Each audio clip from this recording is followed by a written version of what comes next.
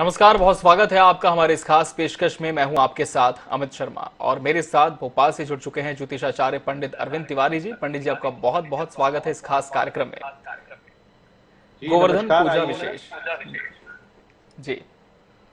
और आज हम दीपावली के प्रमुख त्योहारों में से एक गोवर्धन पूजा पर पंडित जी से चर्चा करेंगे। गोधन यानी गाय और भगवान श्री कृष्ण की पूजा का विशेष महत्व है। इसके साथ ही वरुण देव, इंद्र देव और अग्निदेव आदि देवताओं की पूजा का भी विधान शामिल है। लेकिन इस साल गोवर्धन पूजा दीपावली के अगले दिन नहीं मनाई जाएगी। हम पंडित जी से जानने की कोशिश करेंगे कि इसके पीछे के अहम कारण क्या हैं, क्या मान्यताएं हैं इस त्योहार की। तो चलिए इस कार्यक्रम की शुरुआत करते हैं।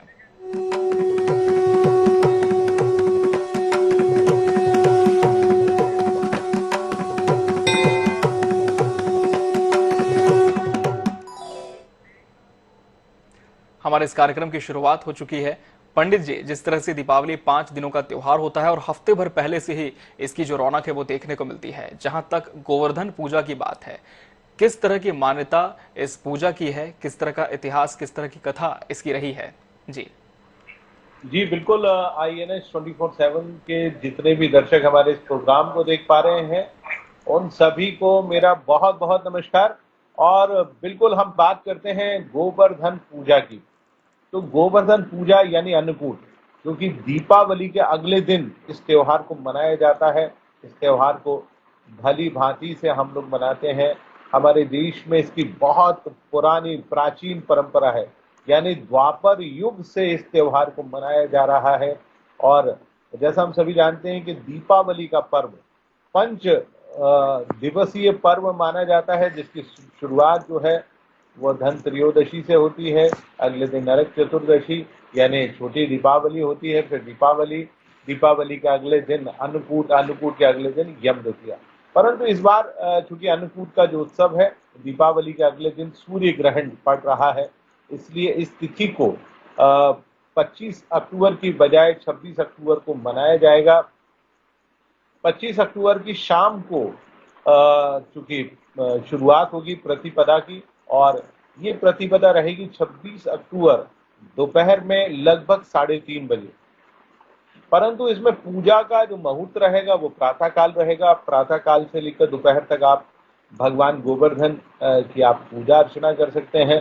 गोवर्धन पूजा का अपने आप में बहुत बड़ा महत्व है।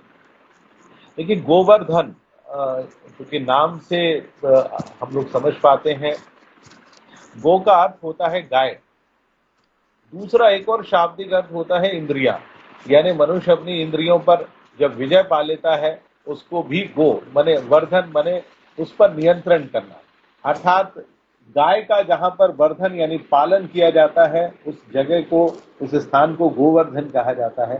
दूसरे शाब्दिक अर्थ में भगवान कृष्ण ने जो संकेत दिया है, वो संकेत क्या दिया है? वो संकेत यह है कि गो यानी इंद्रियां, यानी आप अपनी इंद्रियों पर नियंत्रण पाएंगे तो आप इस संसार को जीत सकते हैं। इसलिए उन्होंने सीधे सीधे इंद्र, यानी जो हमारे शरीर में इंद्रियां होती हैं, ठीक उसी प्रकार से देवताओं के राजा इंद्र थे, उन्होंने उनको चुनौतियां दी और उसी को लेकर ये गोवर्धन पूजा यानी अन्नकूट मनाया जाता है। सबसे पहले मैं आपको ये बताना चाहूंगा कि आखिरकार गोवर्धन पर्वत थे कौन, कहाँ से उनका जन्म हुआ, किस प्रकार से वो मथुरा में उनका आगमन हुआ, ये जानना भी अपने आप में बड़ी दिलचस्प कथा है। अमूमन हमारे दर्शकों को नहीं मालूम होगा कि गोवर्धन पर्वत आखिर आए कहाँ से थे। तो गोवर्धन पर्वत जो थे वो द्रोणाचल पर्वत के पुत्र थे। द्रोणाचल पर्वत हमारे देश का एक बहुत बड़ा पर्वत है और वहां पर ऐसा माना जाता है कि सबसे ज्यादा औषधियां पाई जाती हैं।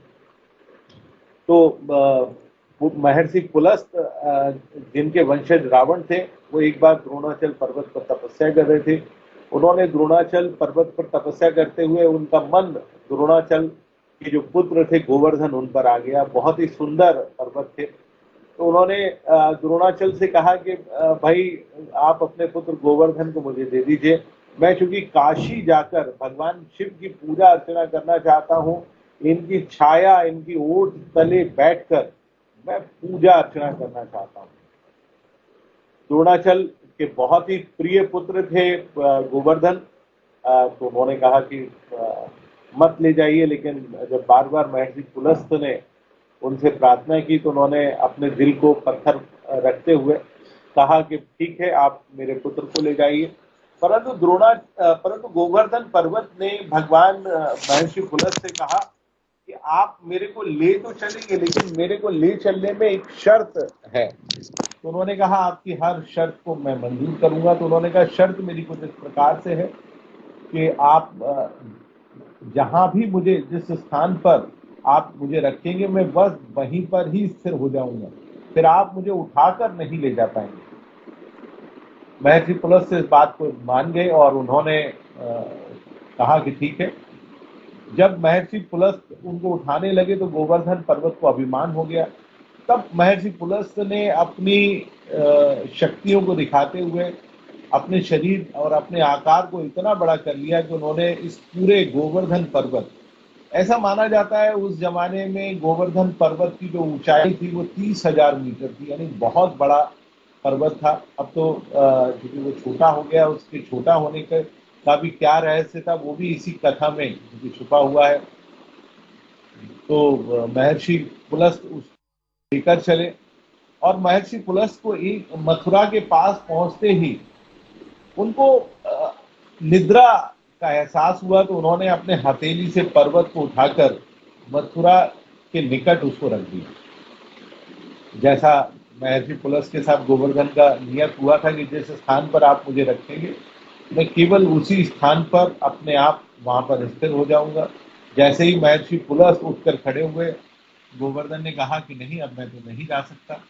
तब महर्षि पुलस्त ने उनको श्रापित किया कि मैं तुम्हें श्रापित करता हूं कि तुम रोज एक मुट्ठी कम होते चले जाओगे और जब कलयुग का समापन होगा तब तुम पूरी तरह से समाप्त हो जाओगे।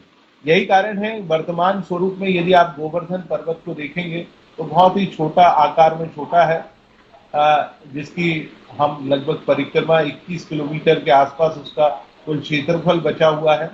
पहले उस कलिकाल में यानी द्वापर काल में वो बहुत बड़ा था।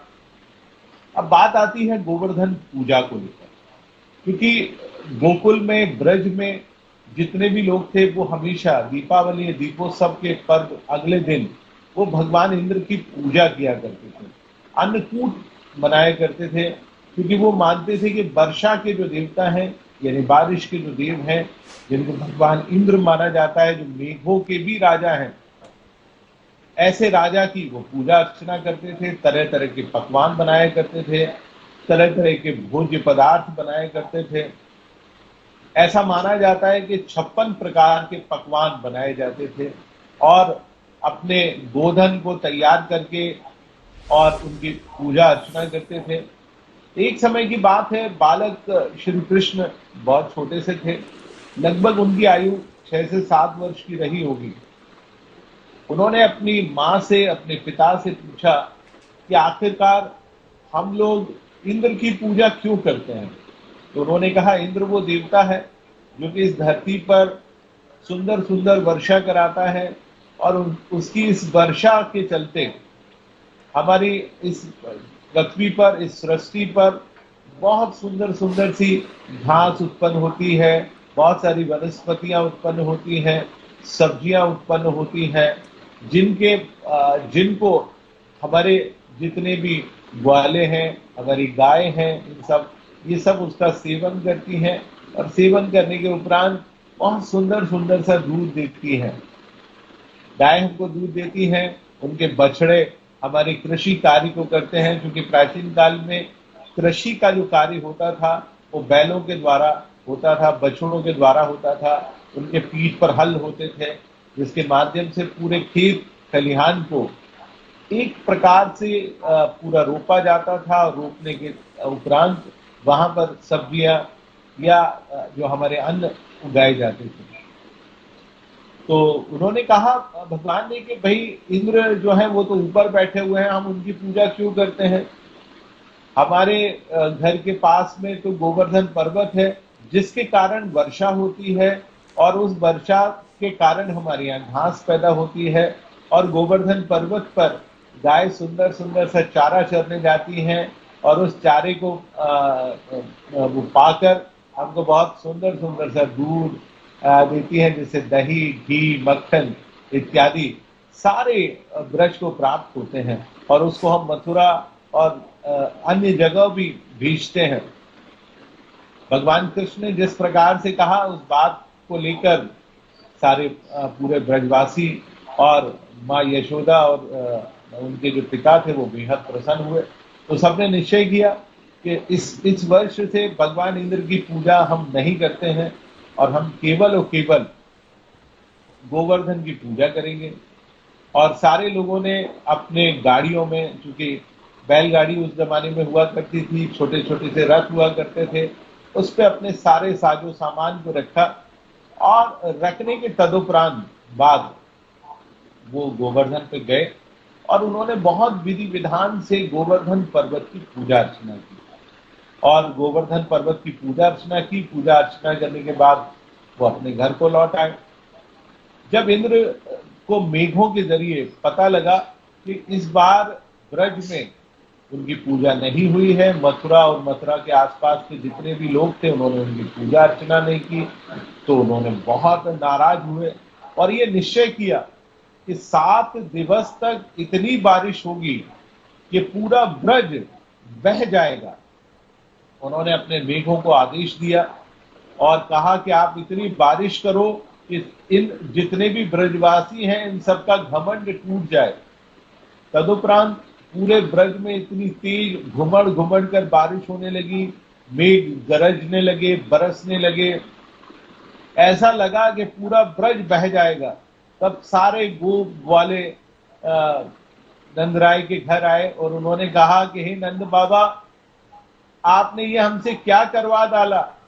आपने एक छोटे से बालक की बात को मानकर इंद्र की पूजा नहीं की और इंद्र की पूजा नहीं करने के उपरांत का नतीजा यह हुआ कि हम सभी लोगों का जीवन नष्ट हो जाएगा, हमारी गैया नष्ट हो जाएंगी, हम सब लोग मर जाएंगे।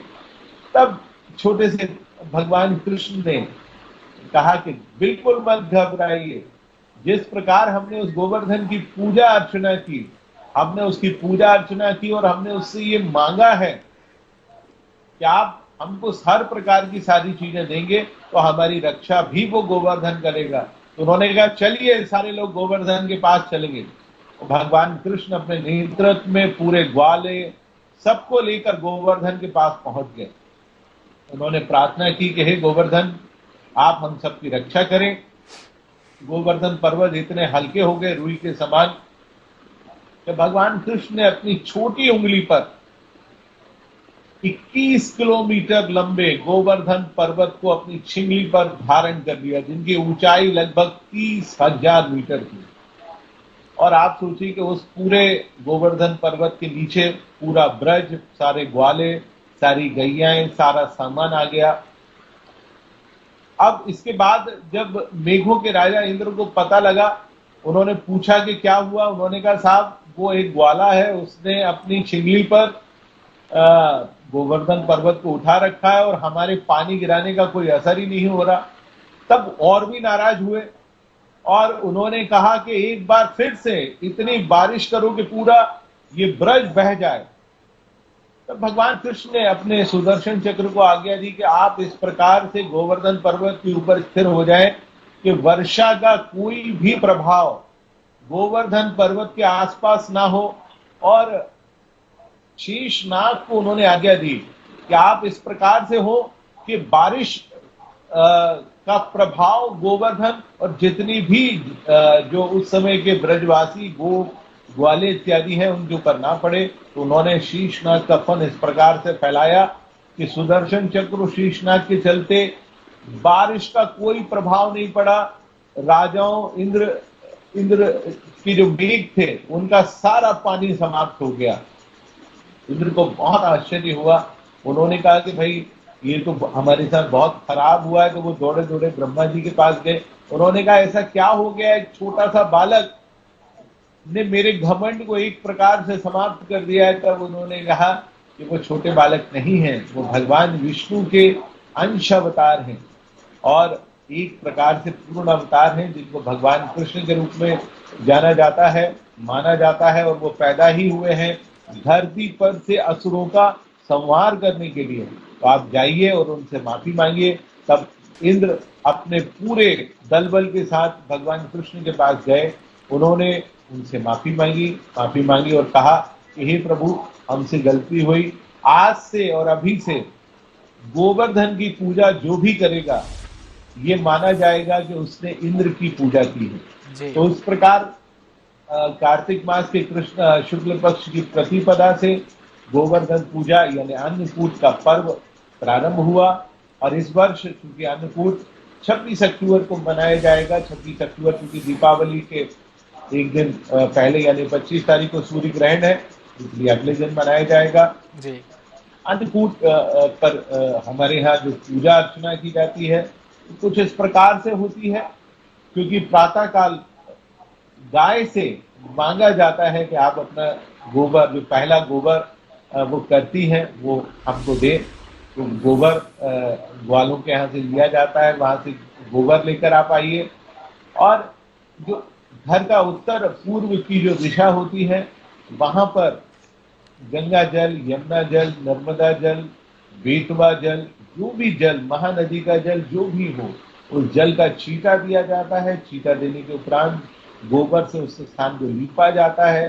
फिर गोवर्धन की बहुत सुंदर सी आकृति बनाई जाती है, बहुत सुंदर सी। उनके हाथ बनाए जाते हैं, उनका श्रीमुख बनाया जाता है, उनका मुंह बनाया जाता है, उनकी आंखें बनाई जाती हैं, सुंदर सुंदर से होंठ बनाए जाते हैं, दो पैर बनाए जाते हैं, पीठ का आकार बनाया जाता है और एक नाभि कुंड भी बनाया जाता है। नाभि कुंड में इस प्रकार से बनाया जाता है और एक ढक्कन बनाया जाता है जिसको अलग रखा जाता है। इसके अलावा क्योंकि भगवान कृष्ण को मोर पंख बहुत पसंद थे, तो उनके ऊपर सुंदर से मोर पंख भी रखे जाते हैं, जो गोवर्धन के ऊपर रखे जाते हैं। 56 प्रकार के अन्न बनाए जाते हैं, भोग बनाए जाते हैं। यदि आप 56 प्रकार के भोग नहीं बना सकते तो जितने भी भोग आप बना सकते हैं उनको बनाए जाते हैं। पंचोपचार से गोवर्धन पर्वत की पूजा अर्चना की जाती है। पंचोपचार का जो तात्पर्य होता है वो कुछ इस प्रकार से होता है: दूध, दही, घी, शहद और शक्कर, ये सब रखे जाते हैं। इसके अलावा खीर बनाई जाती है, खीर जरूर बनाई जाती है और सब रखा जाता है। भगवान गोवर्धन नारायण का चूंकि आवाहन किया जाता है, उनके ऊपर सबसे पहले जल का छींटा दिया जाता है। जल का छींटा देने के बाद गंगा जल से उनको स्नान कराइए, फिर दूध से स्नान कराइए, फिर दही से स्नान कराइए, फिर घी से स्नान कराइए, फिर शहद से स्नान कराइए, फिर शक्कर से स्नान कराइए और फिर अंत में पंचामृत से उनका स्नान कराया जाता है। तदुपरांत भगवान का जो नाभि कुंड है उसमें खीर डाली जाती है और जो भी अन्न आपने आज बनाए हैं, वैसे तो 56 प्रकार के अन्न बनाने का नियत होता है, परंतु जितना भी आपने बनाया है उनका भोग भगवान गोवर्धन नारायण को लगाया जाता है और उनसे ये प्रार्थना की जाती है कि हे ईश्वर, हमारे घर में धन धान्य और हर प्रकार की सुख समृद्धि हमको प्रदान करें, जिससे घर परिवार में खुशहाली आए। जिस प्रकार आपने भगवान कृष्ण के आग्रह पर उस पूरे ब्रजमंडल की आपने रक्षा की, ठीक वैसे ही आप हमारे जीवन में हमारे घर परिवार की रक्षा करें, हमारे घर परिवार में सुख शांति और समृद्धि प्रदान करेंगे, उससे हमारे घर परिवार में खुशहाली आएगी। ऐसा मानते हुए भगवान की पूजा अर्चना करें, उनके ऊपर पुष्प चढ़ाएं, उनके ऊपर उनको फूल माला चढ़ाएं, आरती करें। जैसे भगवान कृष्ण की आरती की जाती है, ठीक उसी प्रकार से आप उनकी आरती करें, पूजा अर्चना करें। आज के दिन जो आपने दीपावली के दिन पटाखे जलाए, तो भगवान गोवर्धन नारायण के आसपास आप अनार यदि आप लाते हैं तो अनार और फुलझड़ी इत्यादि को आप अवश्य चलाइएगा। उससे भगवान गोवर्धन बेहद प्रसन्न होते हैं। चलाने के बाद भगवान से प्रार्थना करिए और उसके बाद गोवर्धन पर्वत की 7 परिक्रमाएं जो आपने घर में बनाया हुआ है, इसकी 7 परिक्रमाएं प्रदक्षिणाएं की जाती हैं। परिक्रमा करें, भगवान से प्रार्थना करें और उसके बाद गोवर्धन पर्वत की विभिन्न मंत्रों के द्वारा पूजा अर्चना की जाती है। आप उनकी पूजा अर्चना करें, खास तौर से जैसे हम भगवान कृष्ण के लिए जिस मंत्र के द्वारा हम उनकी पूजा करते हैं, ओम नमो भगवते वासुदेवाय नमः, आप इस मंत्र का जाप कर सकते हैं। एक और बहुत सुंदर सा मंत्र है, ओम क्लीम कृष्णाय नमः, तो आप इस मंत्र का जाप कर सकते हैं। आप चाहें तो आज के दिन गोपाल शहत नाम का पाठ भी आप कर सकते हैं, उससे भी भगवान गोवर्धन बेहद प्रसन्न होते हैं। इसके अलावा मैं आपको बताना चाहूंगा कि आज के दिन खासतौर से क्योंकि गायों की भी पूजा अर्चना की जाती है, तो आज के दिन आपको कहीं कोई गाय मिलती है तो आप संभव हो तो उसको स्नान कराएं, उनके मस्तक पर तिलक लगाएं। बहुत सुंदर सुंदर से आभूषण गाय के बाजार में मिलते हैं, तो आप जी उनको आभूषण दें। उनको बहुत सुंदर सा अन्न अपने हाथ से खिलाएं, कुछ मीठा खिलाएं। गाय के खुरों से, जी तो गाय जिन खुरों से उनके जो पैर होती है, उसके खुरों से मिट्टी निकाल कर एक बोतल में अवश्य रखिए और उसको पूजा पाठ के स्थान पर आप रखेंगे, तो आपके घर में किसी भी प्रकार से कोई परेशानी जी निर्मित नहीं होगी। आपका घर, आपका परिवार जी सुख शांति और समृद्धि से भरा होगा। जी गाय को संभव हो तो एक बहुत सुंदर सा कंबल आप चढ़ा सकते हैं, शॉल उड़ा सकते हैं। जी गाय के जो सींग होते हैं उनमें चांदी की बहुत सुंदर सी सींग आते हैं, आप वो लगा सकते हैं। जी पैरों में पायल आप पहना सकते हैं। बिल्कुल इस प्रकार से आप गाय की पूजा करेंगे। कहा जी जाता है कि गाय में 36 करोड़ देवी जी देवताओं का निवास होता है। जी पंडित जी, निश्चित तौर पर। और आज जिस तरह से कार्यक्रम में हमने पंडित जी से जाना कि गोवर्धन पूजा का महत्व क्या होता है, पूजा विधि क्या होती है और किन उपायों को इस दिन आप कर सकते हैं विशेष प्रयोजन के लिए, पंडित जी बहुत बहुत धन्यवाद आपका हमसे इस कार्यक्रम में जुड़कर दर्शकों को इस विषय पर अहम जानकारी देने के लिए। और इसी के साथ हमारे इस खास पेशकश में आज के लिए फिलहाल इतना ही, दीजिए इजाजत, नमस्कार।